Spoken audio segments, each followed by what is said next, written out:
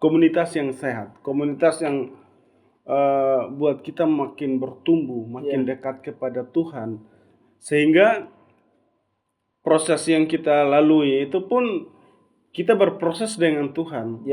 Kita melalui komunitas pun, komunitas yang buat kita makin hari itu bukan makin buruk, tetapi makin bertambah hikmat dalam diri kita. Karena lewat komunitas pun kita belajar tentang untuk mengatasi. Tadi Brother Son bilang bahwa ternyata dulu orangnya sangat penakut, tetapi lewat komunitas itu bisa membentuk dia untuk berbicara, berani berbicara di depan, berani berbicara dimanapun tanpa merasa takut, tanpa merasa cemas dalam dirinya. Lalu menurut teman-teman, langkah praktis yang kita ambil untuk menguatkan iman saat kita merasa cemas itu seperti apa? Tadi kan sudah banyak bicara. Tadi teman sudah bilang bahwa lewat komunitas itu pun salah satu langkah yang praktis. Tetapi mungkin ada contoh yang lain yang membuat kita dapat mengatasi kecemasan dalam diri kita. Langkah yang praktis itu seperti apa? Langkah yang praktis itu balik lagi ke doa. Itu langkah yang praktis. Karena mengatasi kecemasan, ya kan? Mengatasi ketakutan, balik lagi kepada doa. Karena doa yang bisa mengubah segala-galanya. Doa orang benar besar kuasanya, ya kan? Doa orang benar. Ada satu ayat firman Tuhan di Yesaya 38 ayat 3, di mana Hizkia waktu itu pada jatuh sakit. Saya baca ya. Gini firman Tuhan katanya. Pada hari-hari itu Hizkia jatuh sakit dan hampir mati. Lalu datanglah Nabi Yesaya bin Amos dan berkata kepadanya, ini datanglah Nabi Tuhan nih. Beginilah firman Tuhan, sampaikan pesan terakhir kepada keluargamu, sebab engkau akan mati, tidak akan sembuh lagi. Jadi tidak akan sembuh lagi, berarti mati. Firman Tuhan sampaikan kepada dia bahwa sampaikan pesan terakhir. Pesan-pesan apa yang mau terakhir? Sampaikan kepada keluarganya. Lalu Hizkia memalingkan mukanya ke arah dinding dan ia berdoa kepada Tuhan. Hizkia adalah orang yang setia. Firman Tuhan katakan gini. Ia berkata, Tuhan, ingatlah kiranya bahwa aku telah hidup di hadapan-Mu dengan setia dan dengan tulus hati, dan bahwa aku telah melakukan apa yang baik di mata-Mu. Kemudian menangislah Hizkia dengan sangat. Nah, di mana bahwa Hizkia jatuh sakit, pasti semua orang kalau rasa sakit atau mengalami suatu penyakit yang membawa kepada kematian, ada kecemasan, ada rasa takut, ya kan? Ada rasa sedih. Nah, tapi firman Tuhan katakan begini. Firman Tuhan balik lagi nih kepada Hizkia. Pergilah dan katakanlah kepada Hizkia. Beginilah firman Tuhan, Allah Daud, bapa leluhurmu, telah kudengar doamu dan telah kulihat air matamu. Jadi doa orang benar untuk melawan langkah atau untuk mengatasi kecemasan dalam kehidupan kita. Balik lagi doa. Asalkan kita hidup sungguh-sungguh di hadapan Tuhan. Ya kan, asalkan kita hidup setia di hadapan Tuhan sama seperti Hizkia. Lalu Tuhan bilang apa? Tuhan bilang kepada Hizkia bahwa dia akan menambahkan Hizkia umurnya yang ke 15 tahun lagi. Jadi 15 tahun dia hidup lagi. Bukankah suatu kebanggaan buat Hizkia? Ya kan? Wah, yang seharusnya saya mati. Ya kan? Yang seharusnya saya udah nggak ada lagi. Tapi karena Hizkia menaikkan doanya dia, Hizkia menaikkan tangisannya dia, keluhannya dia, sehingga doa itu yang harusnya kematian diubah menjadi kehidupan. Ya kan? Sama seperti kutuk diubah menjadi berkat. Nah, yang penting dalam kehidupan kita nih, kita mau nggak setia sama Tuhan? Yaitu langkah yang praktis adalah doa saja. Karena itu satu-satunya apa ya? Komunikasi yang kita bisa ngomong sama Tuhan. Mau ngomong sama siapa lagi yang saya bilang? Iya kan? Atau kita kayak contoh lah, kita ngomong sama bapak kita lah, Pak, saya mau ini nih. Sebenarnya Tuhan tahu kalau kita tidak ngomong sama Tuhan, ya udah, Tuhan juga kayak seakan-akan, wah kamu tidak mau ngomong sama saya, padahal emang Tuhan tahu, tapi Tuhan mau dari kita harus mendekat diri kepada Tuhan, berbicara. Betul, ngomong aja. Tuhan bilang itu, Bapak kita kok, ya kan? Bapak kita kok, ngomong aja. Lu mau minta apa? Ya udah, ngomong aja, terserah, ya kan? Mintalah maka kau akan diberi, carilah maka kau akan mendapat. Itulah fungsi doa dalam kehidupan kita, bahwa doa itu adalah suatu peranan penting dalam kehidupan kita. Yang penting kita doa, percaya, iman terjadi. Nah itu. dari Brother Franz. Menurut Brother Son gimana? Haleluya. Selain kita punya komunitas, tadi pandangan dari Brother Franz bahwa Ya, doa itu sangat penting untuk sangat mengatasi penting. kecemasan. Ya. Selain komunitas. Nah, kalau menurut Brother Son, apakah ada cara lain yang lebih praktis untuk menghadapi ini selain doa dan komunitas? Oke. Apa langkah praktis ya? Langkah praktis itu seperti tadi sempat disinggung dengan doa. Doa itu memang adalah kunci supaya kita memang benar-benar tidak pernah lari dari yang namanya doa. Langkah praktis adalah membuat kita itu semakin lebih giat untuk hidup tetap percaya sama Tuhan. Manusia tidak bisa bersandar kepada pengertiannya sendiri. Kata kitab Amsal 3 ayat 5, manusia tidak boleh bersandar kepada pengertiannya sendiri. Akui dia, kata firman Tuhan. Artinya kita harus mengakui dia. Kita sadar bahwa kita mau supaya kita langkah-langkah praktis yang mudah, yaitu tadi yang sempat disinggung oleh Brother Franz bahwa doa, akui Tuhan, percaya dia, serahkan hidup kita kepada Tuhan. Saya rasa itu adalah langkah yang cukup praktis. Yang walaupun rasa ada kecemasan, ketakutan dalam hidup kita, dengan kita mengakui bahwa Tuhan itu benar ada, dia akan membuat kita itu semakin lebih bijaksana, berhati-hati dalam mengambil keputusan. Itu adalah satu langkah praktis bagi saya secara pribadi. Ternyata doa itu langkah yang paling praktis. Sangat penting. Setelah itu selain doa baru ada komunitas-komunitas yang membangun, komunitas-komunitas rohani. Betul. Salah satunya seperti Believers. Itu pun komunitas yang membangun. Dia membawa teman-teman untuk mengatasi kecemasan, mengatasi ketakutan. Sehingga Believers ini pun hadirnya bukan hanya untuk kehidupan pribadi, bukan untuk kepada teman-teman sendiri, tetapi adanya Believers ini pun membuat teman-teman yang dulunya tidak bisa berbicara akhirnya bisa berbicara, yang dulunya takut akhirnya tidak takut, dan ini dampaknya luar biasa. Sehingga sangat menarik untuk kita membahas tentang tema yang di-request oleh netizen dari Believers. Nah, silakan minum dulu. Karena kan ini makin sudah kering. Pertanyaannya makin panas ini saya. Teman-teman aku lihat sangat tegang ya. Haleluya. Kebetulan juga lagi haus kan. Jadi kita perlu perjalanan jauh tadi haus. Haleluya. Biasa. Ternyata doa itu adalah langkah yang praktis. Doa itu bisa mengubah segala sesuatu. Termasuk dalam mengatasi kecemasan, dalam mengatasi ketakutan, mengatasi hal apapun. Ternyata doa itu adalah kunci untuk mengatasi setiap problem yang terjadi dalam kehidupan kita. Lalu bagaimana untuk kita bisa menyeimbangkan iman dan usaha dalam mengatasi ketakutan ini? Bagaimana cara menyeimbangkan antara iman dan usaha? Saya sekilas membahas tentang salah satu tokoh yang cukup luar biasa, yaitu Yosua. Ketika dia membawa bangsa Israel keluar dari tanah dari perjanjian dari tanah perbudakannya hingga masuk ke tanah perjanjian yang Tuhan janjikan. Di situ dia merasa bahwa ada rasa ketakutan sebenarnya. Ada rasa kecemasan dalam dirinya. Dalam diri Joshua? Ada rasa khawatir dalam dirinya. Tetapi karena dia tahu bahwa ada pribadi yang menyertai dia, ada penyertaan Tuhan yang luar biasa yang akan memberikan dia kekuatan, ada visi yang akan tergenapi dalam hidupnya. Langkah yang pertama itu yang diambil adalah melangkah. Dia mau melangkah dari rasa ketakutannya tadi, dia mau menyeimbangkan bahwa benar ini dengan iman yang ada dalam dirinya, begitu ya. Yosua ini apakah benar dia bisa berhasil membawa bangsa Israel masuk ke tanah perjanjian? Di situ ada langkah yang diambil, keputusan yang besar. bagi saya ada tanggung jawab risiko yang luar biasa dari 12 pengintai ya. Yosua ini adalah tokoh yang luar biasa. Dia berani mengambil langkah.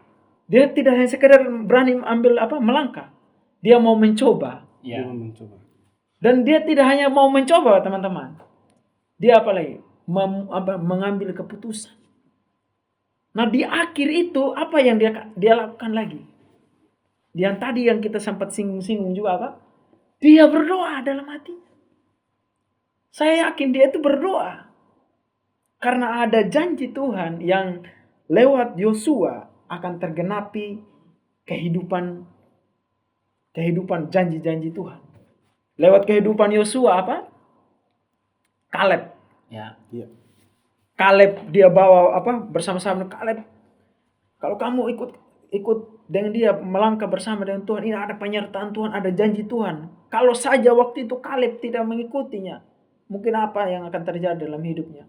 Tapi karena dia mengambil keputusan juga Kaleb, dia mengikuti apa yang menjadi keputusan dari Yosua, makanya mereka dua ini tokoh yang luar biasa membawa bangsa Israel masuk ke tanah perjanjian yang Tuhan janjikan. Makanya di umur 85 lebih tahun kurang lebih Kaleb dikaruniakan pasangan hidup, teman-teman. Ya. Itu ada sebuah janji yang Tuhan. Jadi yang 10 pengintai ini belum mencoba, mereka sudah menyerah. Sudah balik ya mereka. Tapi kerennya ini yang dua tokoh ini yang luar biasa, Yosua dengan Kaleb. Mereka ini luar biasa.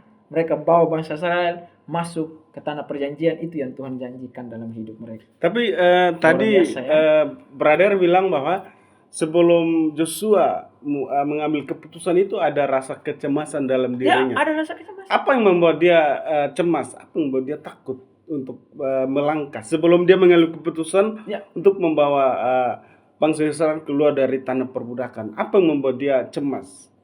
Dia rasa bahwa dia tidak akan bisa. Karena ini tanggung jawab yang besar. Apakah melalui dia benar nggak ini penyertaan Tuhan?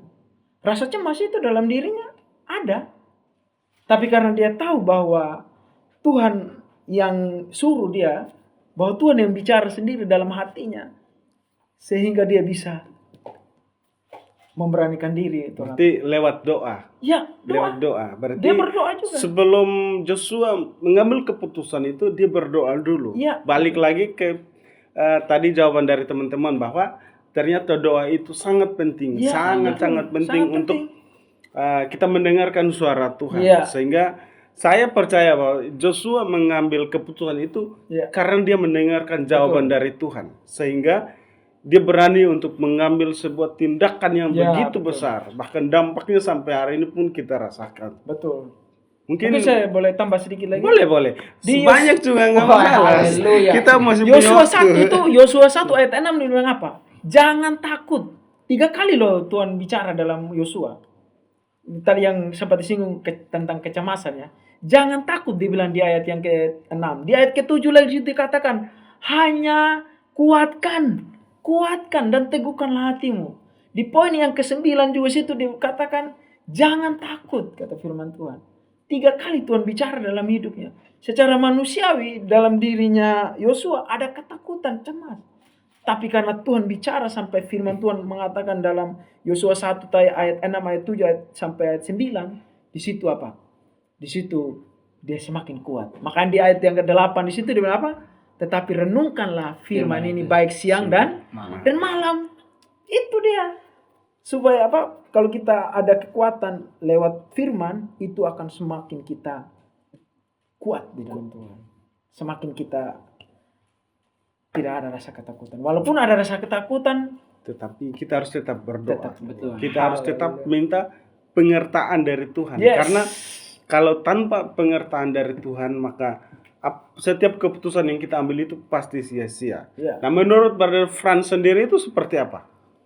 Kalau menurut saya pada waktu survei tempat yang dimana tanah perjanjian itu bahwa sambil mereka minum nggak apa-apa, sambil minum. Nah, jadi mereka itu Yosua dan Kaleb itu mereka merasa, dan 12 pengintai yang lainnya merasa takut. Kalau tidak salah pernah saya baca bahwa pada waktu itu adalah orang-orang raksasa yang menempati tanah itu. Jadi emang ada rasa takut, rasa kecemasan. Ya. Karena yang mereka hadapi ini bukan orang biasa. Iya. Ya kan? Yang mereka hadapi ini bukan orang-orang seperti Yosua sama Kaleb, tidak, tapi orang-orang raksasa.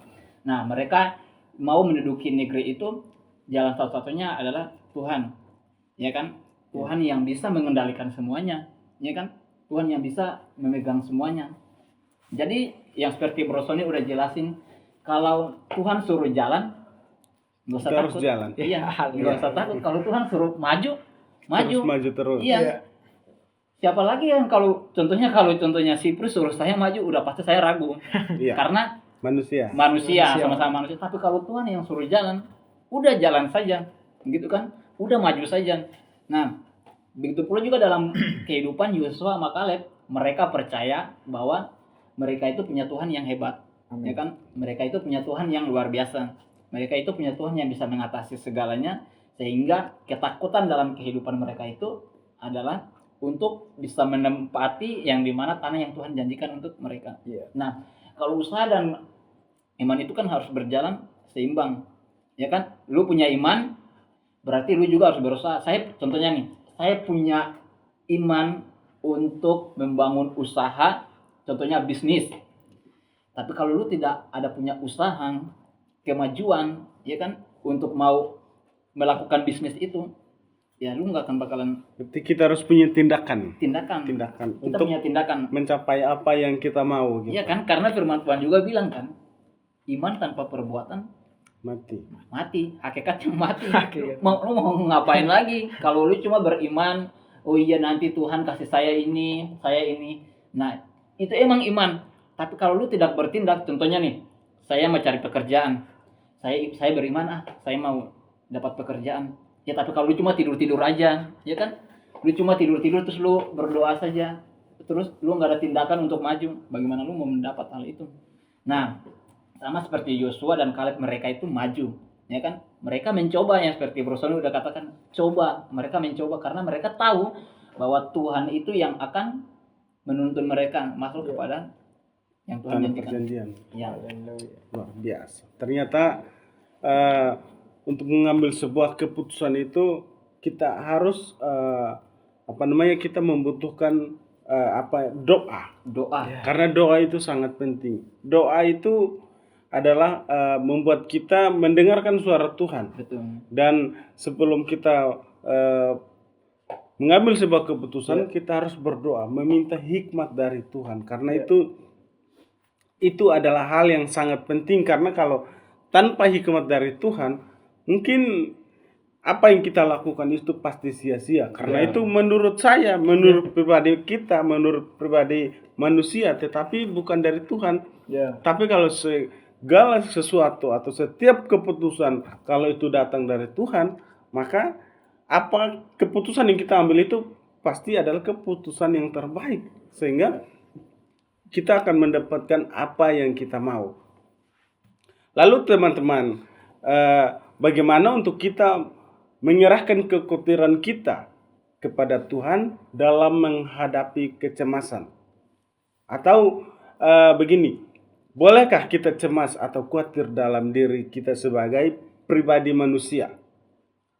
Secara pribadi manusia, bolehkah kita punya kekhawatiran atau kita cemas mungkin dalam jodoh? Nah, Jodoh. saya cemas nih, takut nggak dapat jodoh, gitu kan? Atau Brother Son, saya cemas nih, belum ada pacar nih. Nah, takut nih, khawatir saya kayaknya nggak bisa menikah nih karena perjalanan hidup saya belum ketemu pasangan dan lain sebagainya. Atau bagaimana? Bolehkah kita cemas atau khawatir dalam pribadi kita?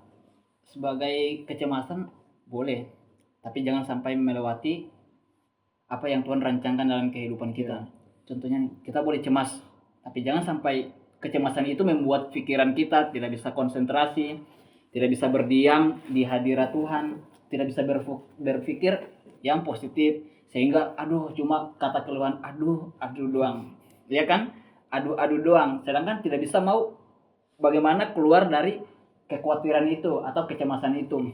Nah, sangat penting untuk menyerahkan bawa kekhawatiran itu kepada Tuhan. Sangat penting, Bang. Ya kan? Penting. Sangat penting. Karena lu nggak bisa jalan sendiri. Iya. Iya kan? Kekhawatiran, lu jalan dengan kekhawatiran lu, tapi tanpa melibatkan Tuhan, lu nggak akan bakalan sampai di mana yang lu pengen. Tetapi beberapa kasus yang saya temui di luar sana itu ada yang kecemasannya, dia cemas, tetapi setelah itu dia berdoa nih. Karena tadi brother mengatakan bahwa kita harus menyerahkan kepada Tuhan. Iya.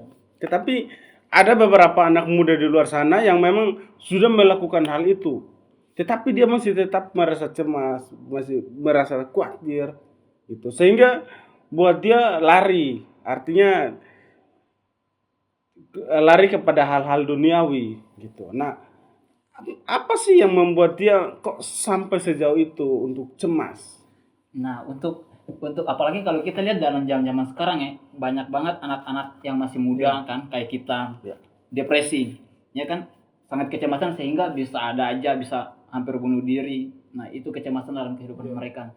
Nah, tapi yang dimana bahwa kita boleh nggak cemas? Saya bilang boleh. Tapi yang tadi saya ulangi lagi bahwa kecemasan itu jangan sampai membuat kita tidak fokus berdoa kepada Tuhan.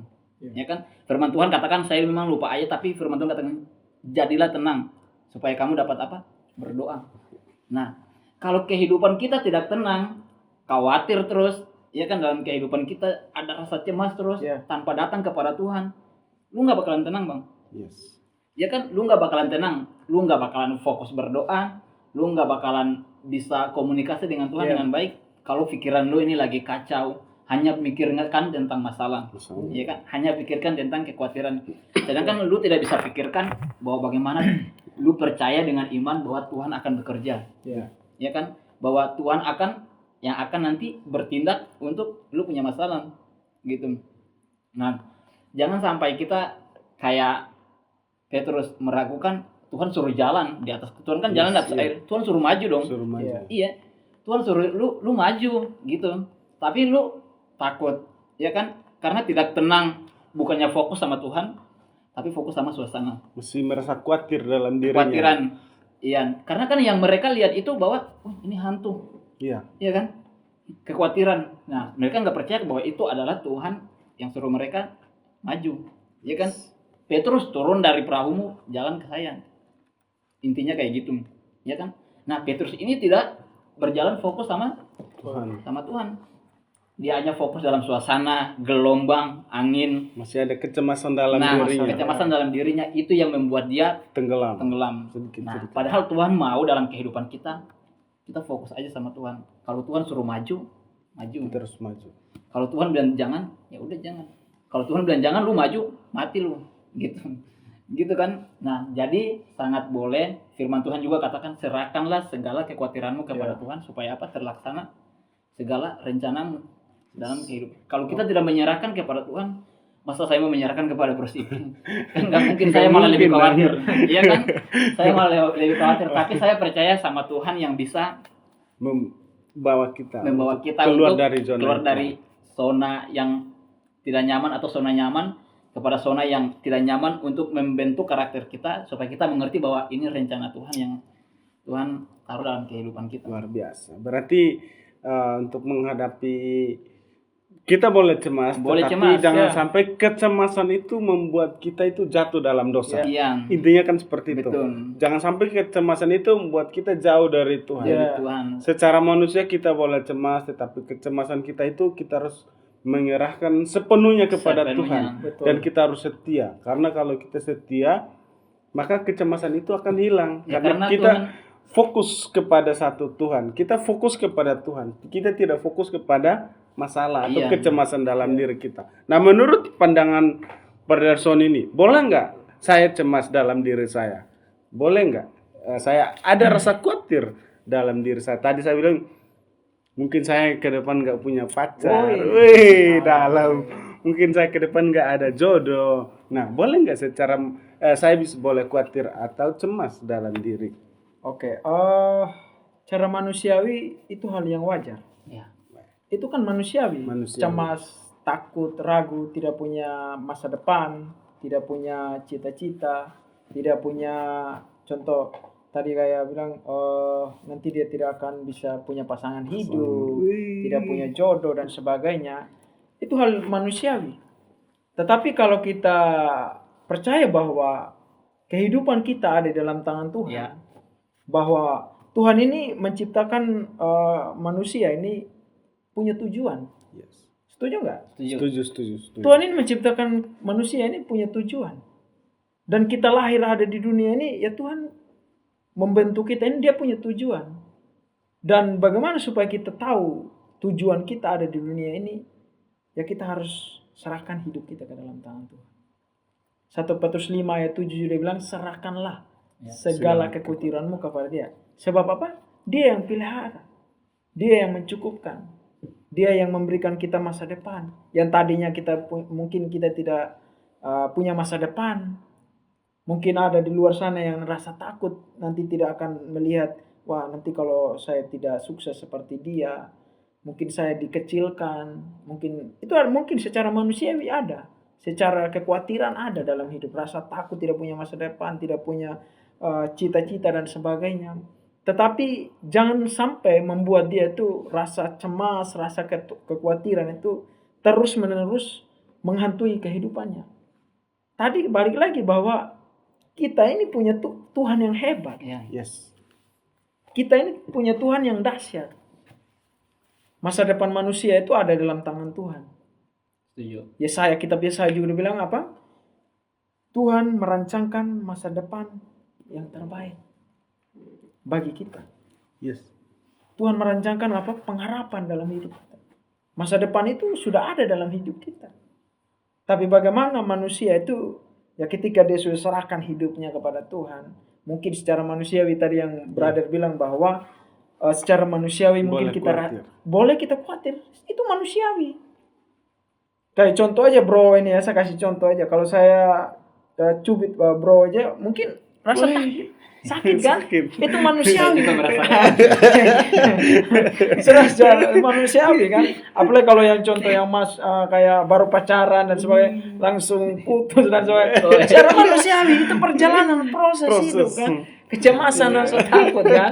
Tapi kalau orang yang hidup dalam Tuhan, takut Tuhan, berjalan dengan Tuhan, walaupun ada kecemasan, ada masalah dalam hidupnya. Saya sering mengatakan di dunia pelayanan, dimanapun saya berada, pelayanan, saya bilang, jangan sampai masalah itu yang membuat kita menghalangi yang namanya rencana Tuhan. Ya. Yes. Masalah itu biar aja di belakang. Makanya dalam Roma 8 ayat yang ke-31 bilang apa? Jika Allah di pihak kita, siapakah lawan kita? Yes. Mau sekalipun banyak musuh kita, mau sekalipun banyak bertubi-tubi masalah itu dalam yang menyerang kita, kecemasan dan sebagainya, kita mau tetap melangkah dengan Tuhan. Sebab apa? Filipi 4 ayat 13 selalu mengatakan bahwa segala apa?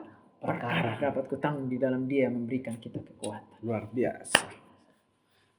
Ternyata jawaban dari teman-teman pada malam hari ini sangat memberkati saya dan tentunya netizen yang di Believers yang request tentang tema pada malam hari ini. Saya sangat yakin bahwa pasti mereka sangat senang. Haleluya. Amin. Dan untuk Brother Son, Brother Franz, sebetulnya sih saya masih ingin untuk mengupas tentang kecemasan dan ketakutan ini, tetapi balik lagi bahwa setelah ini saya masih ada kegiatan.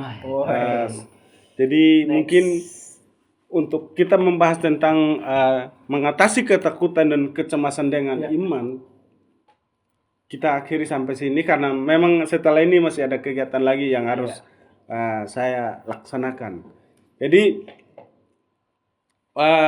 untuk sahabat-sahabat Believers dimanapun Anda berada, untuk mengatasi kecemasan, untuk mengatasi ketakutan dengan iman dalam pribadi kita, dengan iman kepada Tuhan yang kita percaya, ternyata sangatlah gampang untuk kita mengatasi hal tersebut.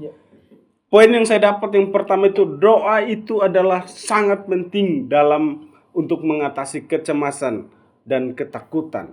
Doa itu adalah hal yang utama untuk kita lakukan. Sehingga ketika kita melangkah, ketika kita berjalan, tidak ada kecemasan dalam diri kita, Ya. tidak ada ketakutan dalam diri kita. Kenapa? Karena kita sudah berdoa, dan ketika kita berdoa kita harus yakin Ya. bahwa semua pasti akan diberkati, semua pasti akan dilindungi oleh Tuhan. Amin.